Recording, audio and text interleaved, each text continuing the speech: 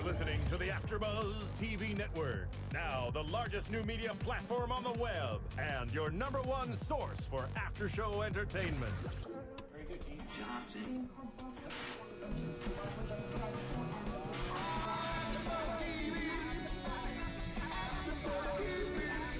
the AFTERBUZZ Studios in Los Angeles, California, presented by Maria Menouno and streaming live thanks to Akamai Technologies. This is AFTERBUZZ TV's Bar Rescue After Show.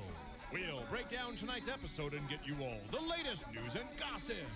And now, another post-game wrap-up show for your favorite TV show. It's AFTERBUZZ TV's Bar Rescue. If you get in trouble, bring it home to me. Whether I am Welcome, ladies and gentlemen, to another after show for Bar Rescue, Season 4, Episode 4, Hurricane Sandy versus Hurricane John. And although I am very upbeat, I'm very emotional about tonight's episode. I think we're all in agreement about that one. Jon Taffer is calling in a little bit later. He's literally going to call in between flights, so when he does call in, there's probably going to be a ton of background noise, so we do apologize in advance for that. But anytime we can get John and he donates his time, we truly appreciate it. So let's talk about tonight's episode. I did a lot of outside research, so I will bring that in throughout. For example, this bar has been around for 30 years. In 2008, Dee and Terrence kind of really took it over from their father and really made it the bungalow and made it their own. And then, you know, they brought the rest of their friends on. Brian's the only friend, but Sean and Martin are the brothers. Yes, which was interesting. I had said to her, watching the way they worked with each other, because even Ryan was a family member. You could tell he wasn't just a friend. I was like, it's like giving all five of us, you know, all five Barker girls a bar. Everybody's going to fight like that, especially when it's family. When you have a business together with your family, it happens. But they were hysterical to watch. Like, even the hook, like the thing with the hook in the bar. Yeah. Mm-hmm. But let me, in terms of that, let me ask you guys this, you know, because it was, you know, I read this after the fact, but so to me, it would seem that Dee and Terrence would be the ones kind of making primary decisions. How do you divide responsibility in that situation? And then John was pointing that out as part of the whole thing of like who makes the final decision. Well, it seemed like nobody really did. I mean, they did, but it was a democracy. They tried to do it as a democracy. So whoever had the most votes, whatever idea had the most votes, is the idea that won. I think it was mostly Dee and Ryan, because they said they were the stubborn and hard-headed ones. And they thought they knew everything. Can we take a step back? It's Keven Undergaro here, and of course joined by Dorinda and McKenzie, so we're at full power tonight. Hi, guys.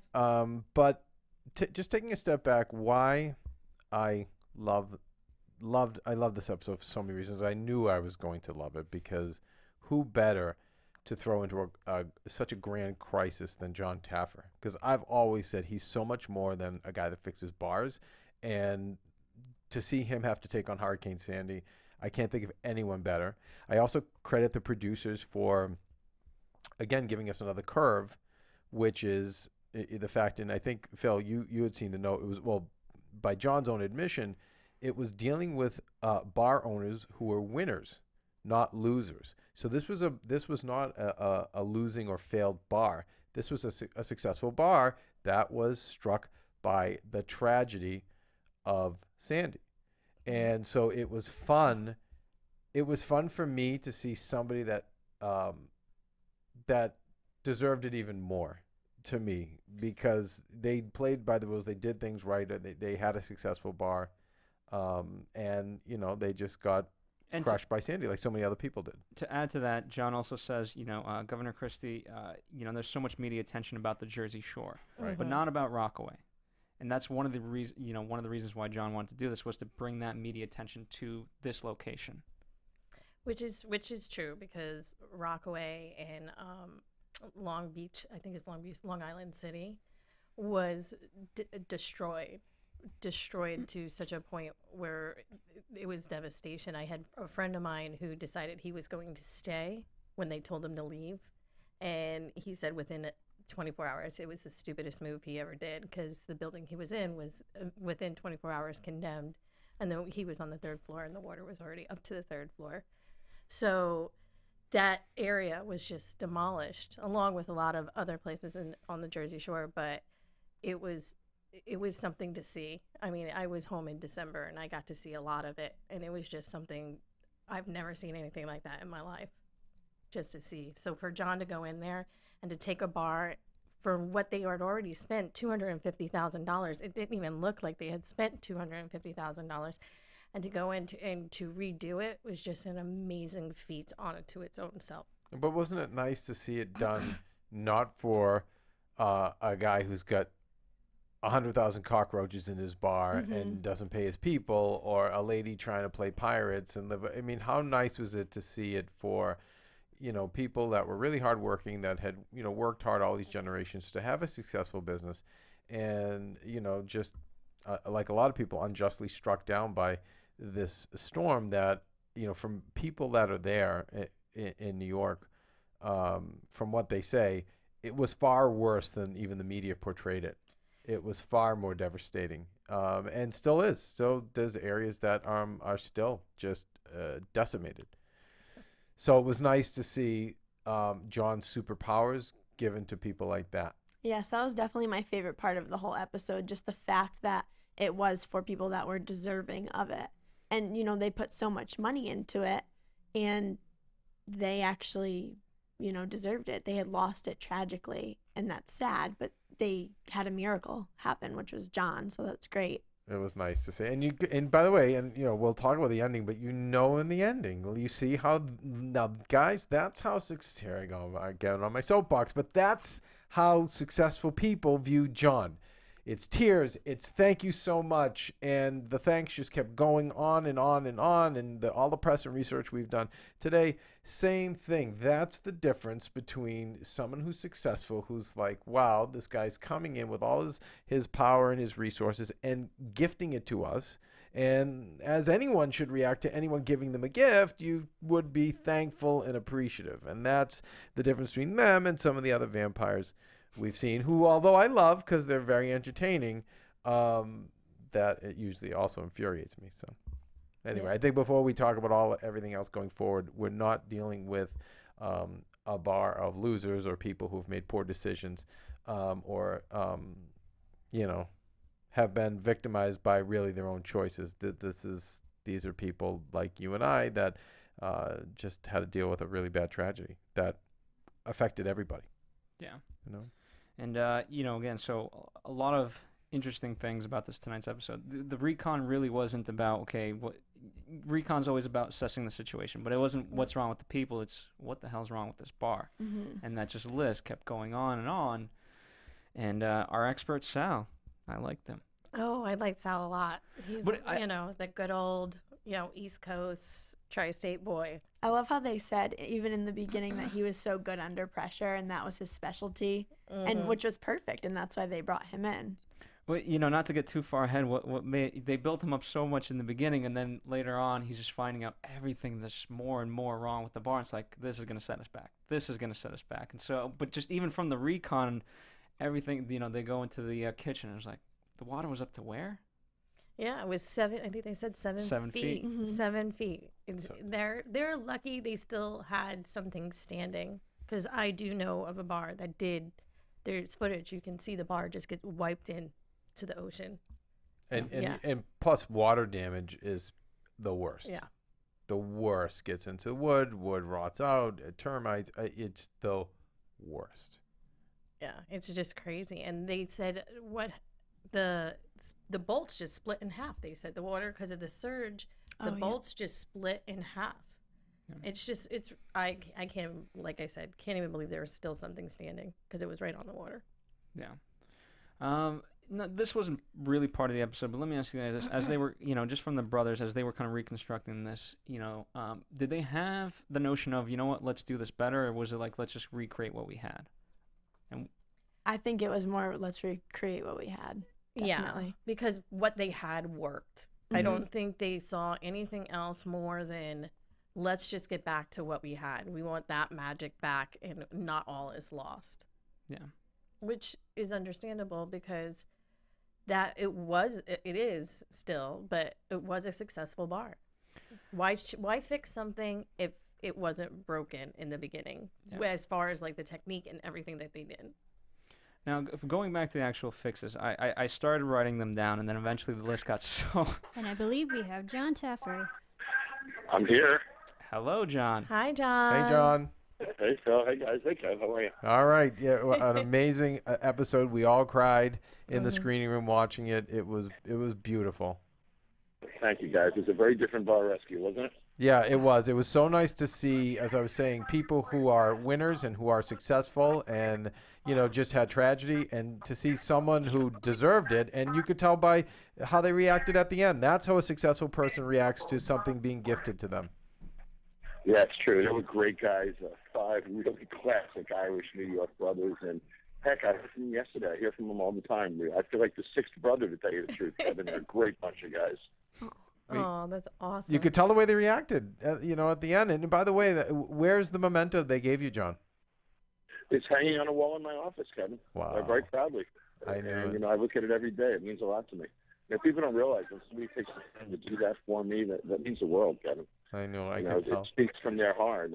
And when you saw me leave, it was an emotional thing for me. You didn't see my face, but as I left, I was pretty teared up myself. No, we could tell. Mm-hmm. No, I could tell. And I also love the fact that you brought back the guys from New Orleans who experienced the same pain, who you brought out of their crisis as well. It was fantastic. Well, it's Kevin. Those guys have been after me for 4 months to give something back, Brad and Steve. And you remember in that episode, that was the episode that Steven said, "You're a failure." And he says, "Don't call me a failure in my bar." And I said, "You're a failure." I said it again. Oh, yeah. He's no failure, boy. These guys totally turned around. They just bought a warehouse for all their souvenir cups in New Orleans. That's how well they're doing. Wow. And John, was that their invention, the cups? The blue blinking cup that they brought to You Bet. Wow. We asked them to work on a T-shirt and a cup for that bar, and that's the cup they came up with and the T-shirts they produced. We turned that over to Brad, and he was really, really excited. And he came with a check for $5,000 for them. Wow. Brad Buchanan and Steve Smith for the past 4 or 5 months have been sending me emails every week. "John, we want to give back. We want to give back." And we found the right place for them to give back. It's like perfect. And also just like when you came up with the barber chair, which was genius, I love the American flag in this. Just brilliant. Brilliant. Thank you. We call that the Rockaway Resilience, and I'm told it's one of the most photographed things now on Long Island. Wow. Even before the show aired, people wow. were shooting photographs in it. We sent the guys out on the beach, and you saw a brief pod on it. Everything doesn't make the show. We sent them out on the beach to get artifacts from the hurricane, and that flag was made out of those artifacts from the hurricane. It was really very touching. Well, and when they saw the flag, when we first revealed it, they teared up too. There's a lot of symbolism in that bar for a lot of personal suffering. To that point, how many, I read somewhere that you had a crew of 75 people working on the actual bar itself. Is that a correct number? And did you bring any more people in towards the end to finish? Yeah, it's pretty close. Phil, the weather really nailed us. As you saw in the episode, we got rain. We fell really behind. When you do a remodel like that, every wall you open has another problem. Wire that doesn't work, plumbing that doesn't work, mold. So every wall we opened had another disaster in it. We came in, I believe, about 2.5 hours late. We put 100 hours into it, and it was the most aggressive thing that I've ever done. I can't believe we pulled it off in 100 hours, to tell you the truth. It was pretty remarkable. Guys, I had to hammer myself to get this one done. I know. We saw you painting. Yeah. Or staining, actually. Painted, pulling wires, whatever it took. It was an all-hands effort, no question about it. Whatever it takes. What's the normal crew size then? For the normal crew size for us is, we'll bring in local construction crews to work with my team. I travel with that crew of about 50 assistant cameramen, sound men, directors, all that kind of stuff. My art and design department runs about 8 or 9, and then we have about 20. Sorry, John, you're breaking up. If you can hear us. And I got to give a hats off to Allure and Sal Ferraro. He's just a rock star. He did an incredible job. Boy, did he come through for me. Yeah, we were saying at the beginning, he's perfect. Mm-hmm. He was I got to tell you, they were the most colorful characters I've ever dealt with. it's amazing how they fought with each other, but how they loved each other as brothers. It was a great family story.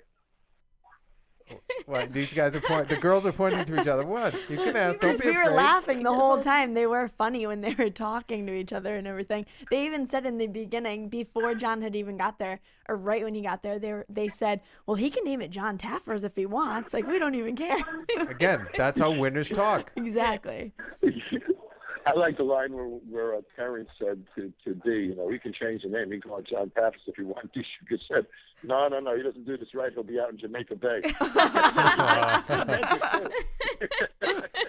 There was actually tonight a lot of really good one-liners. Because the thing about it is when you get a bunch of guys together who really know each other. Good guys. And they really just throw off on each other. It was great. And you were in there, too, especially like you want to have a beauty contest. Oh, yeah, with the pastels. Yeah, with the pastel pink and blue. It was really interesting. And it's very different from you guys. I'm not walking in the deal with a failure. These guys were winners. I had to be hard on them at times, but I had to treat them like winners. They deserved that respect. Yeah. And it was a very different bar rescue. I think people get to see a different side of me when I'm not angry. Yeah. To tell you the truth. Well, I think it's a great curve, and I like how you guys keep us on our toes. Like, I love the balance between the wackos at the pirate bar and the cockroach bar, the family with the horse, who was, family, as we talked about, Jon, that was really, really suffering and in pain. And now, dealing with this family who happened to be successful but struck down by this tragedy. So I love, and I hope that as the other episodes come on, that we continue with this kind of balance, keep changing it up, so to speak. I'm really enjoying it. Yeah, this season. Well, we're working hard at mixing it up, Kev, not only for our audience, but for the bars we're going to. We don't want to be predictable to them. But I want to share something interesting with you. Since that episode aired, I received 2 emails today that I thought you'd find interesting. I received an email from Donna from Cholene's on 17. That's the bar with the horse crap. Yeah. That is my other favorite episode. She sent me a note this morning telling me how much she loved that episode, and that last week they paid off their last debt. Wow. Their revenues are up 90% since we left. Right? She hasn't had a drink since we left that property, Kevin. That's a great story. I wish Remember, you could. She didn't for meeting me in a Right. I remember. I wish, Jon, you could see Dorinda and I both have chills that we're showing the camera right now from hearing that. Yeah, I got to tell you, I had chills reading it, guys. I mean, that stuff just feels better than anything else you could ever have. And then I received another email about an hour later from Helen Alexander from Characters or Moonrunners. Oh, and she yeah. was the one whose son Guy was beating on his sister. Yeah. They sent me a note saying that they want to give back now, that they're doing so well. Wow. That they would love to donate to another episode as well. Oh, But, when you do an episode of Bar Rescue and you hear from some of the other episodes that you've done, it's very touching for me, guys. I mean, both of those emails meant a lot to me. No, and it's great. And I think it's great for our audience to hear this, too, because, we have that 1% of haters. And unfortunately, they're a lot louder than the 99% of lovers. And it's just great to hear that you hear these stories whose peoples are so positively affected. It's wonderful, Well, that's the vast majority of them, as you know, Kevin. I just shot my 53rd episode last week, guys. And best we can tell, 6 or 7 have closed, which puts us at about, 85% success ratio? I'll take that any day, guys. And by the way, not to disparage other shows, but, because I always feel like without Kitchen Nightmares, we wouldn't have this show, so I'm grateful to them. But I know the closing rate on that show is more like 40 or 50%, right? It's it's really high. So that's and again, Jon, like we say all the time, like we wouldn't knock you if more of them closed. It's you can't fix the people. I mean, it's no, you can't. But boy, I try, Kevin. I know you do. I face so much. I know that if I'm not aggressive, I got no chance. And Jon, do you have any other forward time? Other than these 4 or 5 days, are you making these decisions? You land and you are coming up with names and all the other stuff right away, or do you have a little bit of a time beforehand? I see the bar when you see me see the bar when I walk in. I'm working on logos literally the day before we start construction. I mean, I got logos flying back and forth, design flying back and forth. What happens is typically after we do the recon, and I'm finished with that first day, we'll strike the bar clear. All the employees will leave, and I'll take a walk through with my construction department, and I'll design the bar that night. and that's normally what happens. Then on day 2, I'll meet with them again. We might make some modifications, additions. During the actual transformation day when we're building it, and you see this in the episode sometimes, I'm on site dealing with issues and problems and opportunities as well. So it happens literally 4 days before we start construction. And the design modifies during the week, Kev, as you know, we get deeper into it. That's amazing. It's unbelievable. I can't get over that. I can't. I don't know how you do it. And people don't realize it is 36 hours. I mean, if we run late, it's 38 hours. Oh but it's no longer than that. Forgive me, guys. I'm in an airport, so there's some sound behind me. No, it's okay. John, where are you headed to? I'm heading to Las Vegas. I got a couple of days off, Kevin. I'm excited. 5 days off, man. Oh, good. All right. Rest up. I know you're all over the place fixing bars. Well, the book tour's been killing me. I know. We've been talking up the book, and you know what? It's so great that it's sold out. I'm not surprised. But they just got him back in, but yeah, very flattering. We made the top 10 hardcover business books in the Wall Street Journal list, and I'm really, really proud of that. Yeah, I think it's going to be a Bible for restaurant and bar owners. I really do. But I still say for people of just business or just want to be successful in life, it's a great book for that as well. I really do. Thank you, buddy. I appreciate it. I've worked really hard on it. My whole purpose was to inspire people. I hope it works. Yeah, we know it's going to. Not even concerned. I think it's so funny how you've become such a legend, in now with the show. My concern is that a lot of these bar owners know you so well that I was saying in the last few weeks, I'm nervous that now they know you so well that they're going to do some due diligence, clean the place up a little bit, spruce things up here and there, and not give us the most honest portrayal. But it seems like so far these people haven't cleaned up their acts before you came. Well, the fact of the matter is I got to be one up on them, Kev. I got to, and if they clean up, there's other things. Bar Rescue isn't always only about dirt and cockroaches. The business is failing, and most of them would fail even if they were clean. Right. So we always find what we need to find, because the fact is we're dealing with a truly failing business, and those realities come forth every episode, whether it's dirt or something else. But we're working hard to mix it up, and I know you were concerned, because I heard you mention it a few weeks ago. But right. Kevin, were you concerned after watching the last 2 episodes? No, because no, and especially seeing that one, the Arizona, as I was saying, that rave warehouse that you turned into, what looked like could be a franchise restaurant. Clearly people aren't hiding it. I can't even believe what we saw. I can't even. That one really, John, did me in, especially when he was cleaning the bathroom and didn't have real shoes on and had flip-flops on. I'm like, you have to be kidding me, right? Oh my God. That was really disgusting. That's a sad story. What happened in that bar, actually, when we left.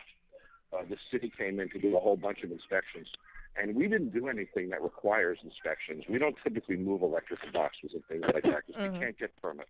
Right. So we typically don't do what requires inspection. So when we were finished, the building department came in to double check what we did, found about $400,000 of violations in that building from the landlord. And the tenants shouldn't have rented it that way. It was stuff like a fire pit on a roof, I read, and we didn't put any fire pit on a roof. So those old violations, the building department came in, said, you got to fix them. The owners didn't have the money to fix them. They had to file bankruptcy. And it's a sad, sad story. By effect, because we went there, the building department came in and gave the building a once through. But, for the record, it wasn't any of the work that Bar Rescue did that caused that issue. It's just the fact that the building department went in the building. It's a sad story. So sad. There's one other similar one, Kevin, of a bad story that happened. You might remember America Live from last season. Oh, that's America a sad Live story. closed a few weeks after. And what had happened was the tenant had a deal with the landlord that he'd given 4 months to catch up on the rent because of Bar Rescue. And the minute we finished the remodel, the landlord walked in with paperwork, put him in default, and took the building back. Had we not remodeled it, the landlord probably would not have taken the building back. It's a sad story. It's not a direct result of Bar Rescue. That's what happened. And do you think the landlord wanted a refinished building? Is that what he was after? Sure. He had a refinished building. He could rent it for half the price, and he threw them out. Sad story. Yeah, but didn't they go in and like re-gut it then afterwards for some reason? I think. That's not what I read. I mean, I haven't Okay. been there. But, you know, we have, and I believe you spoke to Amber after that. I did. I did. I think that's why I thought told that you part that of the story. story, if I'm not mistaken, Dorinda. Yeah. Yeah, Amber told us that story. That's why I was thinking she had also told us that they went in and like re-gutted everything. 'Cause that's the one part I always remember about her story, and I was like, "How? I can't believe that." Yeah. It's very sad. Yeah. John, are we going to see... Anyway, guys, I got about 2 minutes because I got to board a plane, but I'm happy to call in next week and pick up this conversation. John, thank you like, so guys. much, and please get some rest and just... But you were just going to ask me a question, Kev. You Well, should one certainly more. ask me that Please, last okay, question. one last question. Are we going to see any more people like the pirate lady or the guy with the cockroaches? Do we have any more wackadoodles coming up this season? Oh, of course we do. Yeah! There's too many of them out there. Oh, I love it. I love it. All right, John, thank you we so got much. some great stuff coming. I'm really excited about it, and I'm happy to call in, guys, in another couple of weeks if you like. We'll do it again. All right, John, be well. Thank you. Thank you. Thank you. Awesome. Take care, guys. Bye, Bye, John. John. Oh, that's just amazing, right? I'm so happy. Yeah, God, me too. Mackenzie, now I know you're only 19, but come on, isn't that cool? You just talked to Jon Taffer. Really cool. Right? I'm so excited. He's so inspirational. It's ridiculous. Yeah, I mean, from starting to watch that, we started watching the show, and he's off the phone now. It was almost as like we could not believe the show. It was like one of those days we had just finished watching football, and I was with my friends, and we watched the marathon. And we were like, oh, what's this show? And it was really because we're like, the guy doesn't blink. We couldn't believe how someone could not blink. And then the first bar was the one with the lady with the big boobs, Rax, I think it was, Rax. And that was it. And then we watched all of them in a row. We were done at like 3 o'clock in the morning. I said, we really just sat here until 3 o'clock in the morning and watched this one show. And I was hooked and sucked in. And I've learned so much from this man. And he is inspirational. Yeah. It's crazy, and learn about life, excuses, especially about excuses. Now when I talk to somebody and they're giving you excuses, I hear Jon Taffer in my head. Yeah, and what's his one line about it, when you can't live with your own failures, when you can wake up and admit you're a failure? Right? Or something like that? Oh, sugarless. Yeah, you don't want you don't want to live with everything that you've done because you just hate yourself for it, and so that's gonna force that change. When you can't live with it, when you finally realize, what's not working, basically. Yeah. It's and no excuse. It's everything about what he does to me. So when people say I can't do this or this is holding me back, well, you know what? What's really holding you back is you. Right. And I've had to do that hard look with myself. We all do. Yeah. I think it's one of the most painful things is when you have to admit you're at fault. And I tell you guys, it hurts, but it hurts in the short run. So if you can admit you're at fault or that you have this shortcoming, it stings, it's embarrassing, it's humiliating, it's painful. But when you do it, if you do it, you do get it over with, and then things get better. But when you don't do it, things just get worse and worse and worse and worse and worse. And then you get to that place where, unfortunately, you get to that place where you're too old to change. You're too molded in your ways. And the more you put it off, the harder it is to pull out. Yeah. It's like, it's the same. You stew in your own soup, that type of deal. Well, tying it back to this episode, we've kind of gone not necessarily all over the board, but they're talking about the fish tacos, right? Yes. And they've been doing it with the hard shell, and just because that's the way they thought. But interesting enough, as soon as Nick kind of showed him why, soft shell is better than a hard shell, they understood, and it's like, okay, I get it. I like their reasoning behind. Oh, that was so funny. Because it breaks, and then you can dip. You can scoop the stuff up. And I was like, wow, that's smart. As a guy, I totally see why they would think that. Yeah. There's so many things. I just fell in love with these guys as a whole, and the father, Dan. Amazing. Sitting there with his cigar. His cigar with the page boy hat and, the old Irish dude at the end of the bar. Yeah. I was like, he's awesome.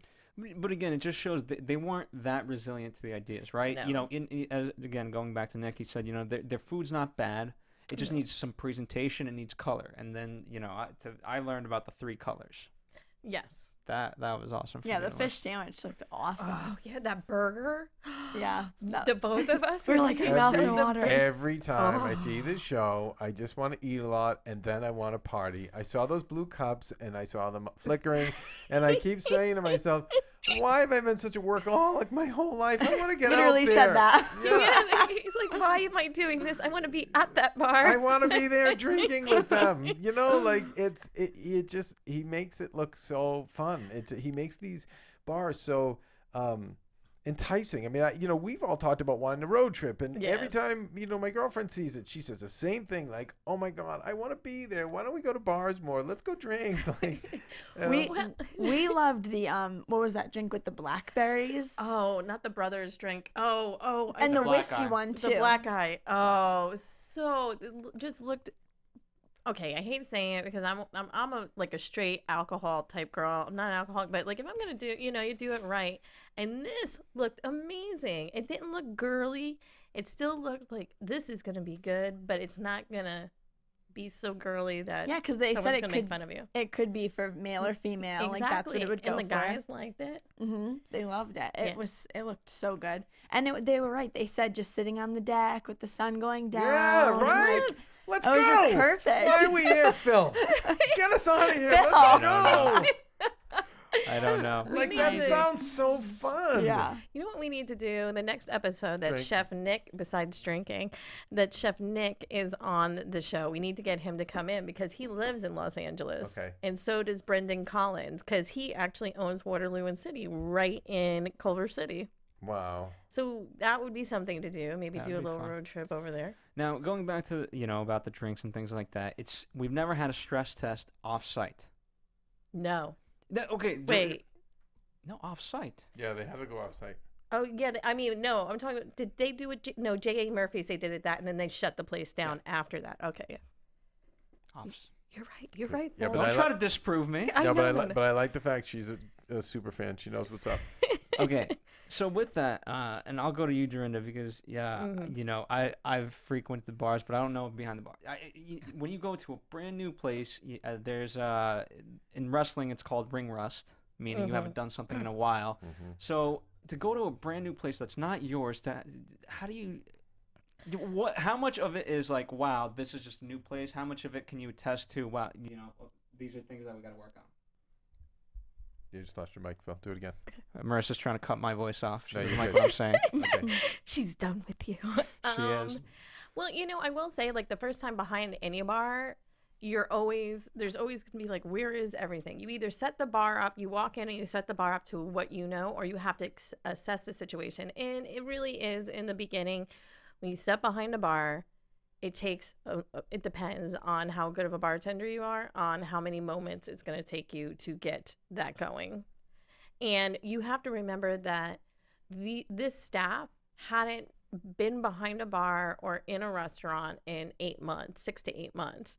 So they're going to be a little stale. Though I will say Ryan shouldn't have been that stale. He shouldn't have been that stale. But it does take that little time of getting used to, and especially being in a place that you don't know, because if you don't know it, you don't know where to turn. Everything has you have to have your emotion in doing everything behind a bar, especially if you're busy like these stress tests are and everything. You need to know where everything is, because everything is all about seconds. It's not about minutes, it's about seconds, because every time you take a second off of doing what you're doing, you get 41-minute ticket time on drinks. You get those things. So I can see where they're doing this stress test. It would have taken a little longer, but it did take long for them. But when they switched out, they had Ryan go and do service bar. Martin in the bar, And bartending. Yeah, it worked better. And it's also where your flow, everything is strengths and weaknesses. So when Martin went behind the bar, everything just flowed a lot better. Yeah. And I thought that was pretty awesome that they had somebody who was willing to give up their bar for the night to do a stress test, to let these guys go in and do it. Business. How does that even work business-wise? That to me was the big question, especially in Manhattan. Well, I'm sure I would have to think they probably did it on one of their off nights. Like, not every bar has a busy night. So maybe it was like a Sunday night or a Monday night, and it was downtown. Am I correct? So I'm sure that it was probably on one of their off nights. I don't think they would have gave up a busy night where you're making money. For sure. I mean, to me, the only worry would be like, how do you tell people like, hey, the staff that is in here tonight is not the regular restaurant, so if it's bad, so it's not on us. Well, he went out there in the beginning and he said this is the new bar tonight from Rockaway or whatever. Yeah. Well, and also, but here's the other thing is, I'll know a lot of times, you ever heard of like guest bartenders? People do, I've done them before, guest bartender spots. They'll go into a bar that they don't normally work at, and boom, you bring your own crowd, or the crowd will come because they just want to see what the new bartenders are. And it was, having that staff in there that night was almost like a shtick in its own way. And the one thing about New Yorkers, and I will say this all, because it was because of Sandy and because they all stick together and they went down because they were supporting a good cause. Yeah. And that's very East Coast. That's what you do. I was at a charity event this weekend, and this is gonna always irk people that I say this stuff, but we're at this really nice charity event, and when it came time for the auctioning, everyone was just bored and annoyed, and they wanted the entertainment. So it was a big name act that was playing, and I remember the host coming backstage and saying to me, "Oh, I can't believe this! Like, nobody's giving anything, and yet we're donating all this amazing stuff. Plus, this big, huge, this big giant act was performing." And I said, back east just wouldn't be like that. No. The charity events back east, people rise. People, they give and they give and they give to the point of just giving. I mean, I've seen it so many times. Yep. But this bar rescue really, I cried like twice. I'm gonna watch this one again. Yeah, it's worth it. I'm gonna watch it with my girlfriend because she hasn't seen it yet, so I'm gonna make sure we watch it together because it's just refreshing. It's refreshing. Again, I love the balance. I like the families in crisis. I like the total failures who don't get it. They really they frustrate me and anger me, but that's good. It's bringing out my emotion, and of course I enjoy the those people who are also the wackadoodles. But this was really nice. Yeah. Someone we could root for. Yeah. And I loved watching John in a hat. Okay, I wanted to say something to him about it. John in a hat. Has anyone ever seen him dressed down or anything like that? There's shots of him. If you watch carefully in other episodes, there's sometimes they have the montages and you can see him, but you have to really kind of pick him out. Okay, but I loved it. I loved seeing him. I loved for the first time watching him go, oh, I don't know if we're going to get this done. This is the first time. Well, we've seen stress before on him, but this was the first time it was a different kind of stress. The sheriff was rattled. Yeah, because it was on him this time. It wasn't so much like they're not going to get it done. And he knew he's like, I don't have confidence standing here. Yeah. And they have all their confidence in me. And it was different. It was, and then it was a nice, softer side of John.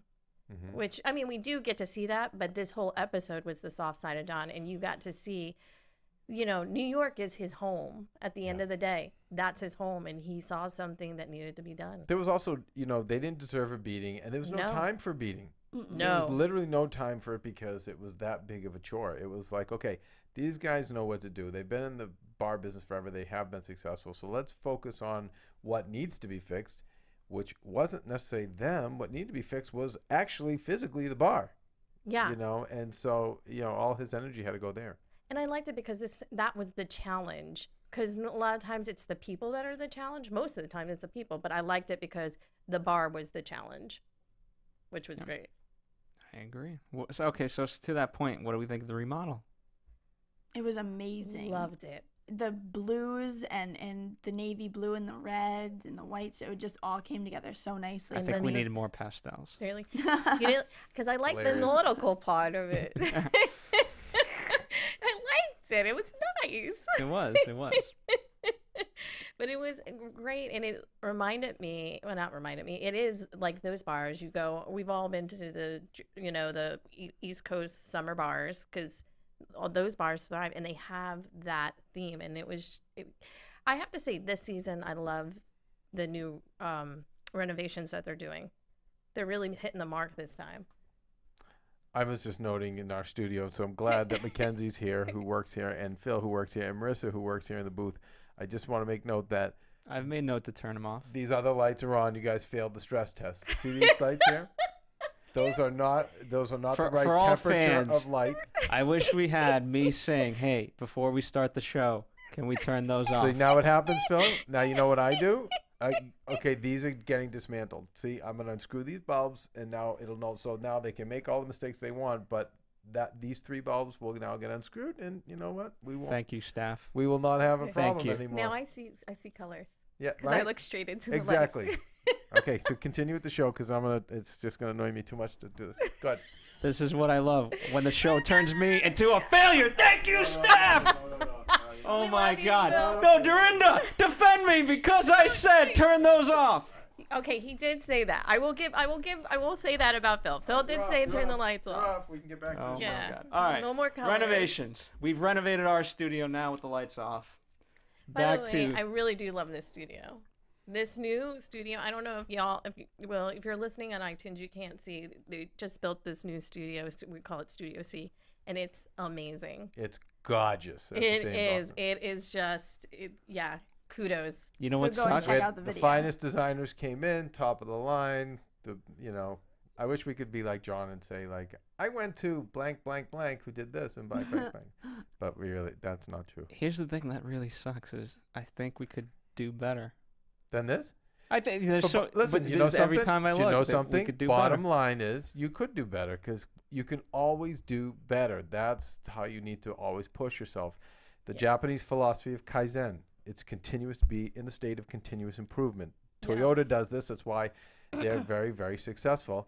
When all the car companies went through car crises, they didn't. They were always making money, and they still are because they challenge everyone on their staff, from the CEO down to the assembly line workers. Okay, how can you do your job better? How can the product be better?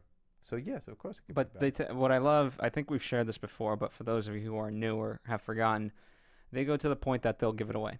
Okay, here's what we did this time around, and competitors, here you go. They'll give Toyota will give their competitors all of their secrets. So let's say they have a new way of, I don't know, let's say the assist, when you go into a lane and there's another car there, it beeps, that option. They did it. It's amazing. And they were like, okay, here you go. Now they gave it away to everyone else, all the other car manufacturers. And that makes their people now go back to the drawing board and have to work even harder for the next new bell and whistle, so to speak. So And anyway, but by the way, how this ties to Bar Rescue is, those bars, it's the same thing. It's always looking at that business.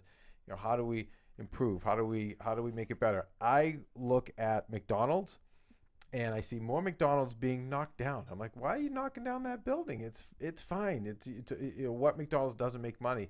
And yet they're knocking them down. They're splitting their drive-thrus into 2 drive-thrus, and they're having screens that will give you your order. And you see what they've done with coffee.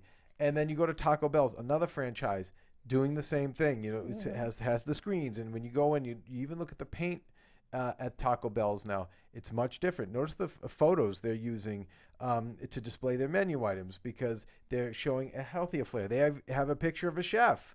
Taco Bell was known for cheap Mexican food and cheap just period food, and now they're giving it that panache. And you look at other places. I always say Burger King. You walk into Burger King maybe in 1988 and it's the same Burger King now, but guess what? The distance now between McDonald's and Burger King is so much greater than it ever was. And I don't know how long that franchise is going to last, quite frankly, but they were not in continuous improvement. So when you look at these bars that are out there, the smart ones are always thinking, how do we make it better? How do we fix this? How do we fix that? How do we tweak this? How do we tweak that? Yeah, McDonald's has their own network. They have their own television network. Yeah, I see that more and more. Yeah, and they do their own programming, which that part I do know for a fact. They do all. We've talked about this, Phil. We have. They're looking for new content all the time, and it's stuff that's just McDonald's, not for McDonald's, but it's. Well, when you are McDonald's and you have that many eyes and ears, you'd be stupid not to do something with it. And we talk about it here all the time, but now that entertainment has gone beyond a TV set to to phones, to people, you know, now look at Netflix. It's not even a TV station, and they're winning Emmys. So it's you know, right now it's more about capturing eyes and ears. Yep. And however you can get them. Hey, you know what? If you can put a flat screen on a bus stop bench, you know, more power to you. You know, That is true. like eyes and ears. Anyway, so we're getting really late, but yeah, it's just, but it is Bar Rescue because it's those same business lessons. Like he always brings up that Ben Franklin quote, and I know I'm going to butcher it, but it's, if you're going to do the same thing today, then you're going to get the same results tomorrow. you Yes. know? So anyway, Phil, do we have predictions for next week or no? Well, it's always tough to do predictions because they never show a teaser. They don't show the teaser, and you know, with at least with this, we recap with this bar where it's at now. It's very successful. I mean, like 60,000 one week. Can I say something? Yes, Marissa. I loved how in the end, you know, usually you see the episodes, they just have the quick 2 slates of the stats of when they check back up on the bar. But this episode in particular, we had the actual staff say in videos at home, like self-made videos of their improvements and what the bars still look like and what they're improving. Like they personally said another thank you to Jon. Yeah. Instead of just stats, boring stats, you know. Successful people versus that made it more failures. personal. Yeah. Or as my girlfriend says, total failures. You know. Well, you know, successful people never stop. Oh wait, Mackenzie, I was just gonna say. You have a little book report. I did some research on Jon's book, Okay. and this is what I found. So in this book, he's offering no nonsense strategy for emotional reactions in customers to everyone. So the book is called Raise the Bar, and it distills the secrets in running a successful enterprise with reaction management, which is so cool that I found this out because it makes so much sense. It's a strategy and a philosophy that Jon uses and developed. He uses it in his business and on Bar Rescue that we see. And it works whether you're running a storefront operation or a web-based company. So overall, all businesses are about creating the right reactions in your customer. Even better, you can control those reactions to a large degree. Raise the Bar is the definition of, you know, making this bar the way it should be. By the way, Mackenzie, I don't want to make you nervous, but you know Jon does listen. Yes. So you are going through your stress test right now. Well, I wrote like bullet points because I did it kind of fast. But yeah, so it's transforming the bar and the restaurant and proving strategies for immediate impact, which is great. And the reaction management is just the key to the most of the book, which is great. And even in his table of contents, he has, you know, an appendix at the end creating the perfect menu. And from chapter 2 is called You as a Reaction Manipulator. So it goes from various dissections of, you know, handling a bar and even just a business in general. Well, I take a step further. I think it's life. You know, one of the things I always say is don't react, respond. And so I think when reading, and again, my books are on order. I ordered books for all of us, and because they're sold out, High Class Problem, we haven't received them yet. But yeah, it's going to be great to learn about that, because how many times in our lives do we react in everything? You know, we react to our, not just our bosses or our workers, but we react to our partners, girlfriends, boyfriends, husbands, wives, children, parents, friends, and then that reaction just leads to more reactions and more reactions and more, and then we're so far away from the subject and what the motivation is at hand. So I'm sure that, again, I'm so excited to read this book because I think it's going to be more of a life manual than is bar. So my thoughts. Wow, I didn't know everyone didn't have to go silent. Where do we find you, Dorinda? You can find me on Twitter at Lula Cherry Films and on Instagram at Dorinda B1. Very nice. Mackenzie? You can find me on Twitter at McKenzie Fayne. Fayne. And of course, follow us here at AfterBuzz TV. That's Facebook, Instagram, Twitter, and of course, go out and buy Jon's book, Raise the Bar. Raise the Bar, baby. They're getting more copies, so we love it. At Undergaro for me, and Marissa, where do we find you? I'm on Twitter and on Instagram at SeraphiniTV. And one last thing, if you love movies, buy Adventures Serial Buddies. We know many of you have. But also the other great thing about if you love movies, check out a new network called Anatomy of a Movie. Yeah, it's really cool. It's something, I'm not on it, but I'm a fan of it. They break down actual movie titles, the cinematography, the writing, the inspiration for the film, the history of the making of it, box office, everything you want to know. The perfect movie companion. Yeah, it's amazing. Yeah. Yeah. Doing that here? You should. Well, yes, somewhere here. There's they have it's a separate studio, but you probably should talk to them. Yeah, I would love to do something. It's amazing. I mean, I'm only a fan. You know, like I saw Rush the other day. I loved it and got the Anatomy of a Movie, which interpreted everything for me so perfectly.